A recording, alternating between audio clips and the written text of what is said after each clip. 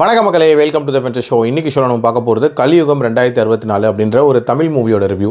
இந்த படம் already தியேட்டர்ஸில் release ஆன ஒரு படம். இப்போ இந்த படம் சிம்பிளி சவுத் ஓடிடி ஆப்பில் அவைலபிளாக இருக்குது. இந்த படத்தில் ஸ்ரத்தா ஸ்ரீநாத், கிஷோர் மற்றும் பலர் நடிச்சிருக்காங்க. இந்த படம் ஒரு டிஸ்டோபியன் சர்வைவல் த்ரில்லர் அப்படின்னே சொல்லலாம். தமிழில் இந்த ஒரு பர்டிகுலர் ஜேர்னர் அப்படின்றது ரொம்ப எக்ஸ்ப்ளோர் பண்ணப்படாத ஒரு ஜேர்னர். ஸோ அதை இவங்க எக்ஸ்ப்ளோர் பண்ணியிருக்காங்க. அதுக்கே ஒரு பாராட்டுகள் சொல்லலாம். கதைன்னு பார்த்தீங்கன்னா 2064 நடக்கிற மாதிரியான ஒரு கதை.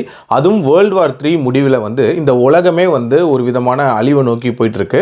இன்ஃபேக்ட் பேசிக்கான நீட்ஸ், அதாவது தண்ணியா இருக்கட்டும், சாப்பாடா இருக்கட்டும், அதுக்கு கூட கஷ்டம் அப்படின்ற மாதிரியான ஒரு சூழ்நிலை இருக்கு. இப்படிப்பட்ட சூழ்நிலையில் மிச்சம் இருக்கிற ரிசோர்ஸஸை ஒரு குரூப் ஆஃப் மக்கள் மட்டும் தங்களோட தேவைக்கு பயன்படுத்திக்கிறாங்க. அவங்கள தான் ரெசிடென்ட்ஸ் அப்படின்னு சொல்றாங்க.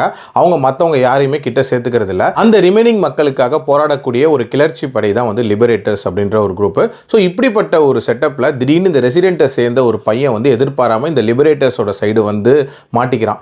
ஸோ அந்த பையன் மூலமாக எப்படியாவது அந்த ரெசிடென்ஸ்குள்ளே நுழைஞ்சிடலாம் அப்படின்னு சொல்லிட்டு கிஷோரும் யோசிக்கிறாரு அண்ட் ஸ்ரத்தா ஸ்ரீநாத்தும் யோசிக்கிறாங்க. யார் கிஷோர், யார் ஸ்ரத்தா ஸ்ரீநாத், எதுக்காக இதெல்லாம் யோசிக்கிறாங்க, டுவர்ட்ஸ் தி எண்ட் அவங்களோட இன்டென்ஷன் நிறைவேறிச்சா இல்லையா அப்படின்ற மாதிரி நிறைய விஷயங்களை சொல்லக்கூடிய ஒரு படம் தான் இந்த படம். தமிழில் ஒரு டிஸ்டோபியன் த்ரில்லர், அதுவும் ப்ராப்பரான முன்கதையோட அப்படின்ற மாதிரி ஒரு நீட்டான இன்ட்ரடக்ஷன் இதில் கொடுத்துருந்தாங்க.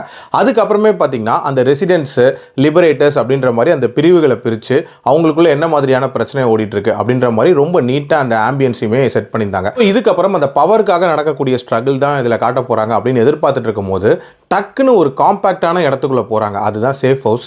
ஸோ முழுக்க அந்த சேஃப் ஹவுஸ்க்குள்ளேயே நடக்கிற மாதிரியான ஒரு கதையாக காட்டிடுறாங்க. அது ஒரு விதமான சர்வைவல் த்ரில்லர் மோட்குள்ளே போயிடுச்சு அப்படின்னே சொல்லலாம்.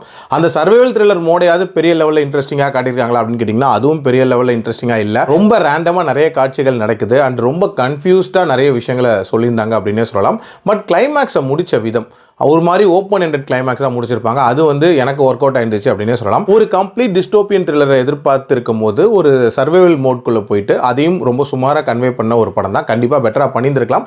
என்னோட ரேட்டிங் இந்த படத்துக்கு 2.6 out of 5. அடல் கண்டென்ட்டை பொறுத்த வரைக்கும் கொஞ்சம் ராவான சில சீன்ஸ் இருக்குமே தவிர மற்றபடி பார்க்கலாம். மீண்டும் அடுத்த விமர்சனத்தில் சந்திக்கிறேன். நன்றி, வணக்கம்.